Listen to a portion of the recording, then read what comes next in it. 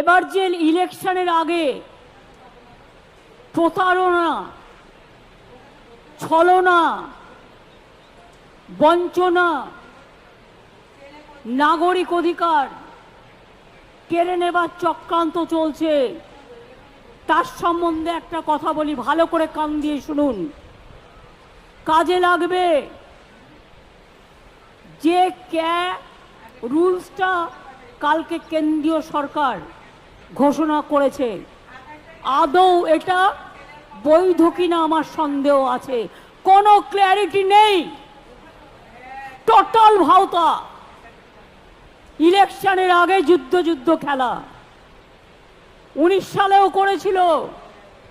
2019 সালে এনআরসির নামে আসামে 19 লক্ষ লোকের মধ্যে 13 লক্ষ বাঙালি হিন্দুকে বাদ দেওয়া হয়েছিল।